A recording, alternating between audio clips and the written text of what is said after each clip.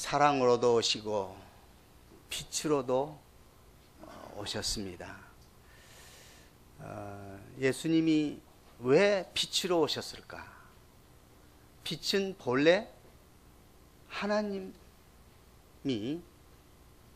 그 속성이 빛이시지 않습니까? 오늘 요한복음 1장 1절에서 5절까지 말씀을 보면 4절에 그 안에 생명이 있었으니 이 생명은 사람들의 무엇이라? 빛이라. 말씀 안에 생명이 있었는데 그 생명 안에 또 빛이 있었다. 그런데 5절에 빛이 어두움에 빛이 돼 어두움이 깨닫지 못하더라. 빛의 속성은 캄캄한 데서 불빛이 드러나면 밝아지는 것이 정상이지 않습니까? 그런데 어두움이 있는 곳에 빛이 왔는데도 그대로 어두움이요. 무슨 일이에요, 이것이? 이것이 바로 영적인 예수님의 빛이라는 것을 말씀해 주고 있는 것입니다. 즉, 예수님이 요셉의 아들 마리아의 태를 통해서 오셨기 때문에 이 바리새인들은, 유대인들은 예수님을 어떻게 판단한다고 그랬어요? 무엇으로? 오늘 우리 본문 읽었었잖아요. 육체로 판단한다고 했어요. 육체로 판단한다는 것은 뭘 의미합니까? 예수님이 목수의 아들이고 저 나사렛 촌구석에서 그리고 어떤 좋은 학교 다녔다는 것도 없이 별 볼 일 없는 예수가 자기들 앞에 나타나가지고 내가 빛이다 말하니까 못 믿겠다는 거죠. 예수님의 주장이, 예수님의 증거가 무효다, 헛되다, 이렇게 말을 하는 것입니다. 출애굽기 3장 14절을 보면 모세가 백성들이 자기를 못 믿어줄 것 같습니다. 내가 가서 내가 뭐라고 말하면 백성들이 나를 무엇으로 알겠습니까? 누가 너를 보냈냐고 할 거 아니겠습니까? 하나님, 도대체 하나님의 이름이 무엇이며 하나님이 나한테 말해준 증거가 무엇입니까? 그걸 좀 말해주세요. 그러니까 하나님 뭐라 하겠습니까? 나는 스스로 있는 자다. 내가 어디서 하늘에서 떨어진 것도 아니고 땅에서 솟은 것도 아니고 언제 출발한 것도 아니라 나는 처음부터 스스로 있는 자다. 영원 전부터 영원이신 여호와다. 그렇게 말씀합니다. 그래서 영어로는 I am who I am. 나는 나다. 나는 스스로 있는 자다. 그렇게 말씀했습니다. 이와 마찬가지로 예수님도 나는 빛이다 하고 말씀하시는 것입니다. 예수님이 요한복음에 나는 누구라고 하는 내용이 7가지가 나와요. 다 기억나지요? 기억 안 나면 지금 한번 리마인드 시켜볼까요? 예수님이 오늘 말씀한 대로 나는 빛이다 그랬어요. 또 요한복음 6장 35절 보면 나는 생명의 떡이다 그랬어요. 또 10장 7절에는 나는 양의 문이다. 10장 11절에는 나는 선한 목자다. 11장 25절에 나는 부활이요 생명이다. 14장 6절 나는 길이다, 진리다, 생명이다.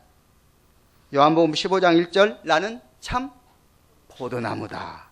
이렇게 해서 예수님이 자기 자신을 요한복음에서 7가지로 나는 나다, 하나님이 말씀하신 것과 같이 선언을 하신 것입니다. 이런 선언은 바로 예수님이 누구라는 것을 염두에 두고 하신 거예요? 예수님이 하나님이라는 것을, 이 하나님이 나는 스스로 있는 자라 하고 말씀하신 것과 똑같은 선언을 예수님이 하신 것이다. 예수님은 하나님이시다. 이걸 선언한 것입니다. 오늘은 그 중에서 예수님이 나는 세상의 빛이다 라고 할 때, 세상의 빛은 이런 빛이 아니고 태양빛이 아니고 생명의 빛이다. 그래서 참빛이라고 말씀하셨습니다. 그러니까 참빛이라고 말씀하신 예수님, 그분은 세상의 빛이라고 말씀하시는데, 도대체 세상의 빛이신 예수님이 어떤 분인가? 자, 1장 4절에 다시 봅시다. 그 안에 생명이 있었으니 이 생명은 사람들의 빛이라. 그러니까 이 빛은 이런 태양빛이 아닌 사람들의 빛이라고 할 때에 생명의 빛이다, 그 뜻입니다. 생명의 빛이란 말은 영원부터 존재한 그런 하나님의 빛을 말하고 있는 것입니다. 영원 전부터 존재해 왔던 빛이신 예수님. 우리는 요한복음 9장에 보면 나면서부터 눈이 안 보이는 사람 있었지요? 그래서 사람들이 이 사람이 나면서부터 소경이니까 아버지 어머니 죄입니까? 아니면 자기 스스로의 죄입니까? 어떤 조상의 죄입니까? 무슨 죄로 말미암아 이 사람이 나면서부터 소경됐습니까? 물었잖아요. 그때 예수님이 너희들 말 탓 안 맞는다. 이 사람이 나면서부터 소경된 것은 하나님의 영광을 드러내려고 하는 섭리적인 고난이다고 말씀하셨습니다. 우리 인생에는 섭리적인 고난이 참 많습니다. 자기 실수도 아니고 자기 뜻도 아니고, 그렇죠? 또 우리가 여러 가지 어려움과 고난을 당할 때에 특별한 하나님의 섭리가 주어진다는 것을 말씀하셨습니다. 그러시면서 예수님이 이 소경을 보게 하셨죠. 눈을 뜨게 하셨어요. 그런데 실질적으로 이 소경이 눈을 뜨는 것으로 만족하게 하시지 아니하고 예수 그리스도가 예수님이 그리스도라는 것을 이 소경이 보게 하셨습니다. 그래서 눈을 뜨는 것으로만 이 사람을 만족시키는 것이 아니라 하나님이 이 사람을 사랑하시고 이 사람의 영혼이 구원되어야 한다는 것을 소개하시고 이 영혼을 구원시켰죠. 그러므로 이 소경은 육의 눈을 뜸과 동시에 영의 눈이 떠진 것입니다. 그래서 그 어두움이 육신적인 어두움만이 아니라 영적인 어두움이 밝아지게 된 것입니다. 예수님은 육신의 눈을 밝게 하실 뿐만 아니라 영의 눈을 밝게 하신 분이신다 하는 사실을 말씀하시는 것입니다. 그리고 예수님이 빛으로 오셨다고 할 때 이 세상의 빛은 영원 전부터 사람들의 빛으로 그렇게 오셨는데, 이 빛은 세상의 어두움을 밝히기 위해서 오신 어두움이라고 요한복음 8장 12절에 그 목적을 분명히 드러내고 있습니다. 자, 요한복음 8장 12절 말씀 잘 보십시다. 자, 8장 12절 말씀 한번 같이 읽어봅시다. 예수께서 또 말씀하여 이르시되 나는 세상의 빛이니 나를 따르는 자는 어둠에 다니지 아니하고 생명의 빛을 얻으리라. 자, 예수님이 세상의 빛이라고 말씀하시면서 예수님을 따르는 자는 어둠에 다니지 아니하고 세상의 빛을 얻으리라고 그랬습니다. 그러니까 이 빛은 세상의 어두움을 밝히는 빛으로서 세상에 참 빛이 되셨다. 곧 어둠에 다니지 아니하고 생명의 빛을 얻을 수 있도록 예수님이 빛으로 오셨다고 말씀하고 있는 것입니다. 그런데 이상하지요? 1장 5절에서 빛이 어둠에 비쳤는데 어둠이 깨닫지 못했다. 이것은 바로 영적인 어둠에 갇혀 있기 때문에 예수님이 빛으로 오셨어도 예수님을 볼 수가 없었다 그 말입니다. 지난 시간에 말씀드렸던 것처럼 예수님의 형제들도 예수님과 함께 한 집에서 살고 있는 형제들도 예수님을 몰랐다고 했어요. 믿지 않았다고 그랬어요. 어떻게 그 말이 가능이나 할까요? 자기 형제간을 몰라요? 자기 형제간을 못 믿어요? 이유는 예수님은 그리스도인 것을 못 믿었다 그 뜻입니다. 예수님을 육신적으로 육체적으로는 알고 볼 수가 있는데 예수님이 하나님의 아들이요 그리스도라는 사실, 메시아라는 사실을 못 믿겠다 그 말입니다. 그러니 예수님이 왔어도 예수님을 믿지 못한 것입니다. 그래서 요한복음 1장 11절, 12절, 13절 쭉 보면 자기 땅에 예수님이 왔어도 자기 민족이 예수님을 영접하지를 않았다고 했습니다. 이유는 예수님을 육신으로만 알고 그리스도로 알지 못하기 때문에 예수님을 그리스도로 영접하지 않았다는 말입니다. 자, 예수님은 분명히 영적인 눈을 밝히고 이 흑암을 밝히는 빛으로 오셨습니다. 그래서 예수님을 따르는 자는 어둠에 다니지 아니하도록 하신 것입니다. 그것은 바로 생명을 얻도록 하는 것이었습니다. 생명을 얻으면 예수님을 밝히 볼 수 있고 예수 그리스도를 구주로 영접하여 생명을 얻고 풍성한 삶을 살게 되는 것입니다. 세 번째로 예수님이 세상에 빛으로 오셨다 그 말은 우리를 하나님께로 인도하시는 빛으로 오셨다 그 말씀입니다. 자, 에베소서 5장 8절에서 13절까지 쭉 우리 한번 읽어보도록 하겠습니다. 에베소서 5장 8절에서 13절까지입니다. 자, 같이 읽어봅시다. 시작. 너희가 전에는 어두움이더니 이제는 주 안에서 빛이라. 빛의 자녀들처럼 행하라. 자, 먼저 너희가 전에는 무엇이었어요? 어둠이었다니까요. 어떤 어둠? 영적인 어둠. 우리는 영적으로 다 어둠이었어요. 이사야 9장 2절 보면 너희는 과거에 다 흑암이었다고 했어요. 우리는 영적으로 흑암에 살았던 사람들입니다. 아까 동영상에도 성경을 잘 안다는 사람이 왜 예수님을 메시아로 그리스도로 못 믿고 또 다시 오실 그리스도를 못 믿고 그분을 증거도 못하고 있느냐 이야기가 나왔잖아요. 영적으로 어두운 예수님을 볼 수도 없고 생명을 누릴 수도 없는 것입니다. 자, 그래서 과거에 우리는 어둠이었는데 이제는 주 안에서란 말은 무슨 말이에요? 예수 그리스도 안에서 예수 그리스도가 나의 구주라고 나의 하나님이라고 정확하게 알고 영접한 사람은 그 사람은 빛이라고 했어요. 주 안에서 빛이라. 빛의 자녀들처럼 행하라.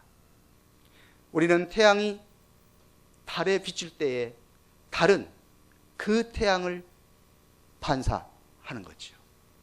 그러니까 달은 발광체가 아닙니다. 그런데 태양이라고 하는 빛을 받아서 반사를 하므로 달도 밝게 비추지 않습니까? 똑같은 이치입니다. 예수님이 생명의 빛인데 그 빛이 우리에게 비춰서 우리도 빛이다 그 말입니다. 여러분과 저는 빛이 되었습니다. 그래서 너희는 세상의 소금이요 빛이라고 하셨지 않습니까? 우리는 빛이 되었어요. 과거에는 어둠이었는데 이제는 빛이라. 그래서 어떻게 살자고요? 빛의 자녀들처럼 살자. 우리 한번 격려의 의미에서 또 자기 자신에게도 해당되는 의미로 빛의 자녀들처럼 삽시다 하고 서로 다짐해 봅시다.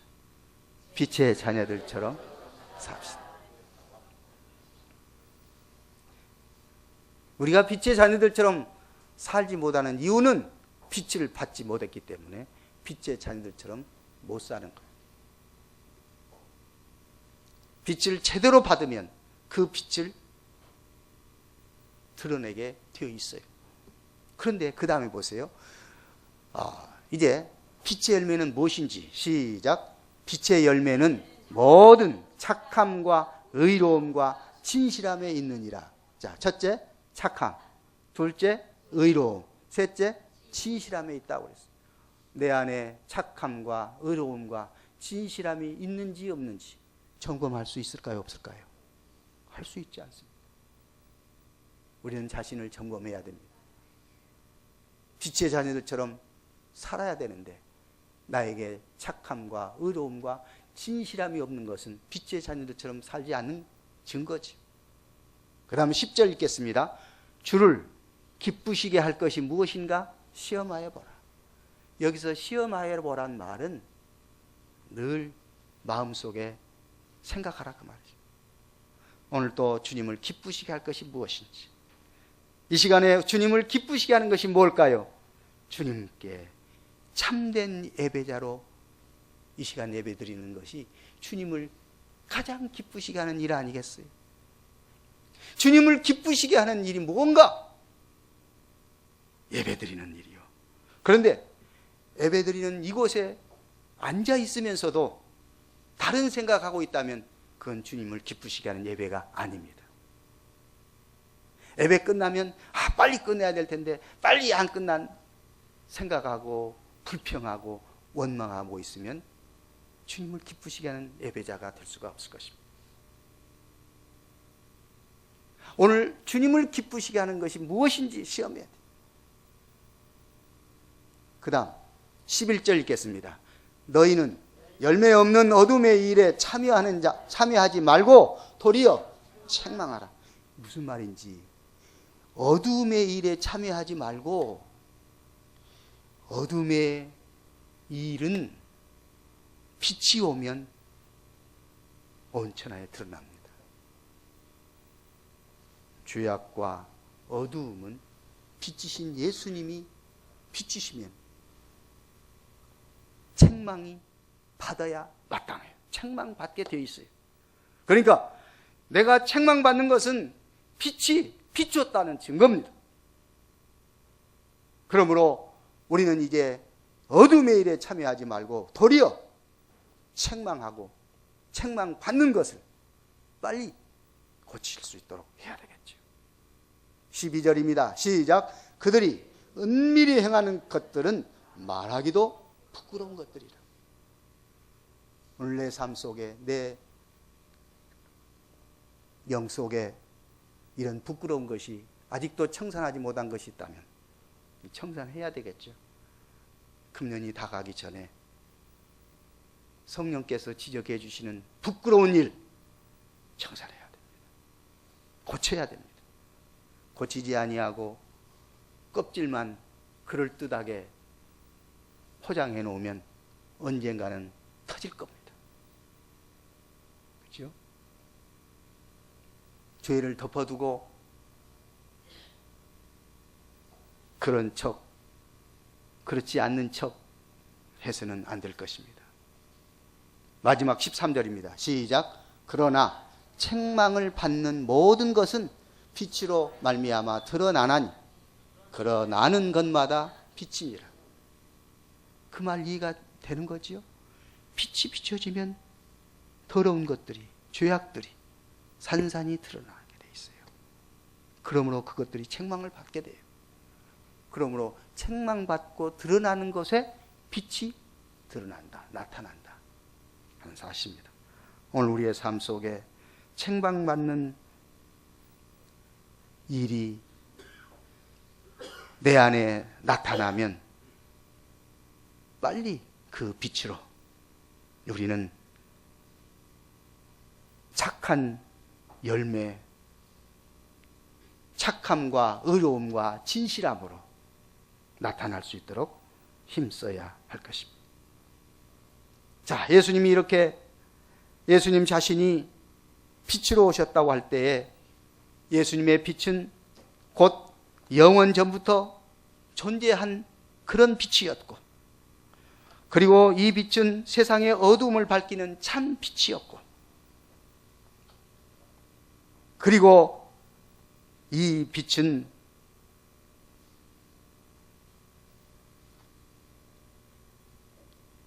어두움을 밝게 하는 그런 빛으로서 우리의 삶이 변화되고, 그래서 하나님께로 인도되는 빛이 세상의 빛이라고 예수님이 말씀하셨다는 사실 꼭 염두에 두면서, 내가 빛이신 예수님께 갔을 때 내 허물과 내 죄악과 나의 부끄러움들이 낱낱이 드러내서, 주여, 나는 죄인입니다. 나를 긍휼히 여기시옵소서. 주여, 나를 구원하여 주시옵소서. 주여, 내 죄를 사하여 주옵소서. 기도함으로 이 빛에 거하는 자 될 수 있기를 주의 이름으로 축원합니다. 우리는 하나님께로 인도받는 그 빛이신 예수 그리스도의 빛을 우리가 받았다는 사실입니다. 그러면 이제 바리새인들이 예수님이 나는 빛이다, 생명의 빛이다, 참 빛이다, 어두움을 비추는 빛이다, 책망을 드러내는 빛이다 하셨을 때에 바리새인들이 예수님을 향해서 그래요 예수님, 마라나타, 주님 오세요 그랬어요? 주님 환영합니다, 영접합니다? 아니요. 예수님을 향해서 뭐라고 했어요? 13절부터 18절까지 쭉 보면 예수님을 향해서 당신의 증거가 합당치 못해, 당신이 혼자 증거하고 있는데 그 증거가 옳지 못하다, 그렇게 말했을 때 예수님 뭐라고 했어요? 너희들은 육체로 판단하고, 너희들은 내가 어디서 와서 어디로 가는지를 모른다. 그러나 나는, 예수님은 내가 어디서 와서 어디로 가는지를 안다. 다시 말하면 나는 하나님이 보내셔서 왔고 나는 하나님께로 간다. 그러므로 내가 지금 증거하는 것은 내 스스로 증거하는 것 하나, 하나님이 직접 지금 나를 증거하고 있어.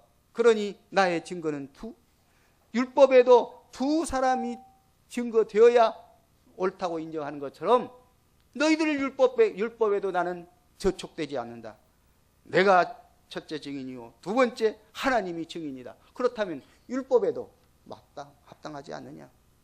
예수님은 빛으로 오셨다. 예수님은 바로 생명으로 오셨다. 우리들에게 생명을 주시기 위해서 오셨다고 분명하게 말씀합니다. 그러면서 너희들은 육체를 따라 나를 판단한다. 다시 말하면 예수님이 목수의 아들이고 요셉의 아들이고, 그리고 예수님이 시골 출신이고, 예수님이 학식도 별로 없고, 이런 식으로 육체적으로 판단하지만 나는 그렇게 판단하지 않는다. 나는 하나님이 나를 보내셨다. 하나님이 지금 나와 함께 하신다. 자, 요한복음 7장 27절에서 30절 말씀을 살펴보도록 하겠습니다. 자, 읽겠습니다. 시작. 그러나 우리는 이 사람이 어디서 왔는지 아노라. 그리스도께서 오실 때에는 어디서 오시는지 아는 자가 없으리라 하는지라. 예수께서 성전에서 가르치시며 외쳐 이르시되 너희가 나를 알고 내가 어디서 온 것도 알거니와 내가 스스로 온 것이 아니니라. 나를 보내신 이는 참되시니 너희는 그를 알지 못하나 나는 아노니 이는 내가 그에게서 났고 그가 나를 보내셨음이니라 하시니 그들이 예수를 잡고자 하나 손을 대는 자가 없으니 이는 그의 때가 아직 이르지 아니하였음이러라. 자, 유대인들이 바리새인들이 자꾸 예수님을 별로 신빙성 없게 받아들이고 말하고 그래요. 예수님 독단적으로 자기가 하나님이라고 그리스도라고 외쳐봐야 우리는 못 믿겠다, 안 받아들이겠다, 그렇게 이야기할 때 예수님이 하신 말씀입니다. 나는 하나님이 보내셔서 왔고 지금 너희들에게 말한 것도 내 스스로 내가 고안해서 말하는 것이 아니라 하나님이 나에게 말하라고 하신 것, 성령으로 말한다고 하시면서 마지막에 이제 성령을 받으라, 성령이 흘러 넘치라고 약속하셨습니다. 그래서 이제 8장 19절 20절 우리 안 읽었지만 거기에 보면 그러면 아버지가 어디 있느냐, 당신이 아버지가 보냈다고 했는데 아버지가 어디 있느냐. 그때 예수님 뭐라고 말씀하냐면 나를 알았다면 아버지를 알았을 것인데, 그리고 또 아버지를 너희가 정확하게 알았다면 나를 알았을 텐데, 너희들이 성경도 모르고 나도 모르고 너희들은 영적인 암흑에 해당된다고 말씀하는 것입니다. 영적으로 아직도 어둠에 묻혀 있는 사람들을 예수님은 그들에게 복음이 들어가기를 원하신 것입니다. 영원히 변화되고 구원받아야 된다는 사실입니다. 오늘 예수님을 참 빛으로 소유한 우리들은 이제 이 빛을 받았기 때문에 우리의 영이 생명으로 바꿔진 것입니다. 우리의 영이 살아난 것입니다. 1장 4절에 생명의 빛을 얻었습니다. 8장 12절 생명의 빛 가운데 우리가 거합니다. 그렇기 때문에 생명의 빛이신 예수님이 우리에게 준 선물이 두 가지예요. 물론 네 가지라고 이미 우리는 알고 있는데 여기에서 요한복음 1장 14절에서 두 가지 선물, 예수님에게는 은혜와 진리가 충만하더라 말씀하신 것처럼 예수님을 빛으로, 빛이신 예수님을 우리가 영접하면 우리는 생명을 얻었고 은혜와 진리도 선물로 받았습니다. 오늘 은혜와 진리 가운데 여러분과 저의 삶이 복되고 풍성한 삶으로 이어질 수 있기를 주의 이름으로 축원합니다. 예수님은 어디서 와서 어디로 가는지 아셨다고 그랬잖아요. 그렇다면 우리도 예수님을 영접했으니 어디로 와서 어디로 가는 줄을 아는 사람들이 되었다고. 할렐루야. 그러니 감사할 수가 있는 거지요. 우리는 이제 하나님을 기쁘시게 하는 일이 무엇인지 생각해야 되겠는데, 하나님을 기쁘시게 하는 일이 뭘까요?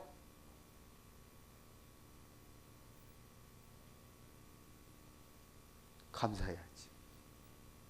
오늘 우리의 삶은 감사하는 삶이 하나님을 믿는 자의 특징 중에 하나가 감사합니다. 그 사람의 신앙 인격이 성숙한지 성숙하지 않은지를 아는 것은 감사 생활에서 찾아볼 수 있습니다. 감사 속에는 내가 빛으로 왔기 때문에, 이 빛을 내가 소유했기 때문에 감사하지 않을 수 없잖아요.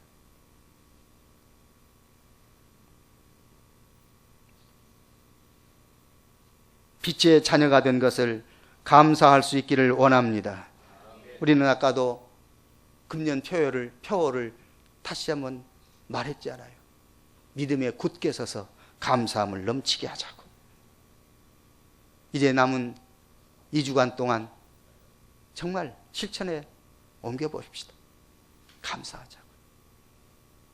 금년에 우리는 내 절기 감사절기였던 것을 생각해 보면서 내가 정말 하나님 앞에 감사절기를 감사로 지켰는지, 의무로, 형식적으로, 마지못해서, 눈치로 하나님 앞에 감사하는 척 했는지, 내 감사가 하나님이 받으실 만한 감사였는지, 오늘 내 입술로 하나님을 어떻게 감사하고 있는지, 부모에게도 감사하고 자녀에게도 감사하고, 오늘 우리 함께 예배드리는 지체들에게도 감사하고. 그래서 금년 성탄절 때에 맞춰서 자기 가족이 아닌 우리 지체들을 한 사람 마음속에 정해서 그 사람에게 사랑을, 감사를 실천해 볼 수 있는 기회가 됐으면 좋겠습니다. 이것도 한 귀로 듣고 한 귀로 흘러버릴 수도 있습니다.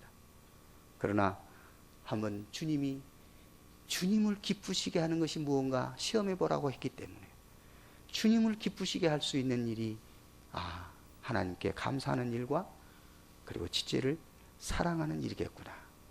정말 그렇게 생각해 보고 하나님을 사랑하는 감사와 지체를 사랑하는 방법은 여러 가지 있겠죠. 하나님 앞에 기도해야 되겠죠. 어떻게 할까요? 선물로 줄까요? 어떤 표현으로 사랑을 표현할 수 있을까요? 그리고 주님을 기쁘시게 하는 일이 아까 보면 착한 열매라고 그랬습니다. 우리는 열매를 맺어야 할 것입니다. 아까 보니까 동영상에 전도하는 일을, 예수님이 다시 오신다는 소식을 왜 전하지 않느냐, 이 기쁜 소식을, 이 복음을 전하지 않느냐 했습니다.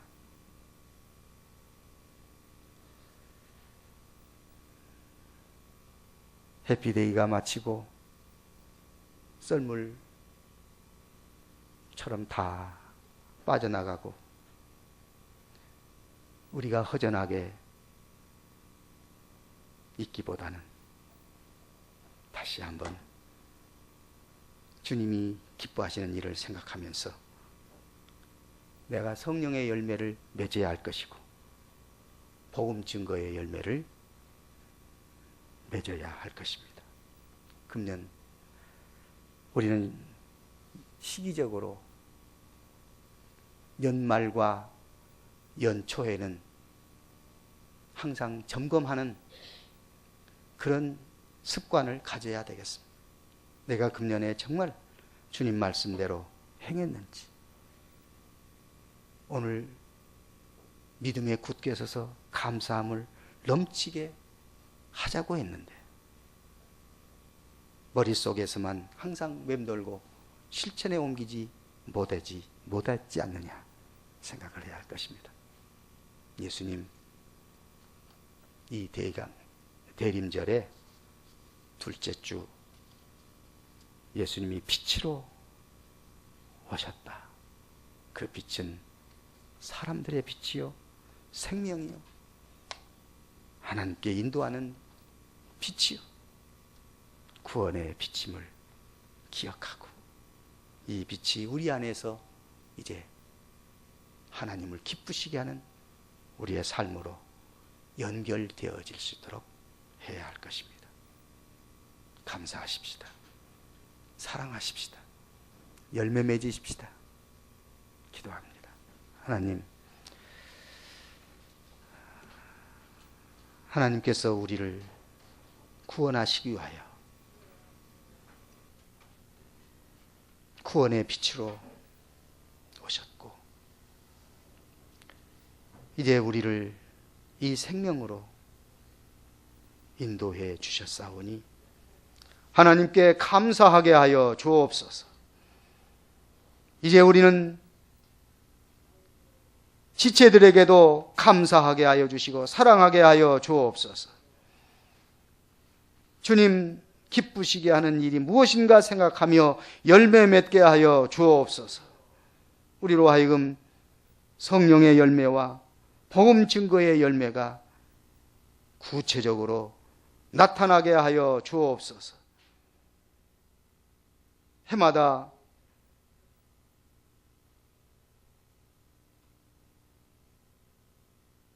주님의 말씀을 어떻게 실천했는지 점검해보고 주의 말씀대로 살아갈 수 있는 그런 은혜와 믿음을 허락하여 주셔서 주님 사랑 실천에 보일 수 있는 주의 자녀들 다 되게 하여 주옵소서.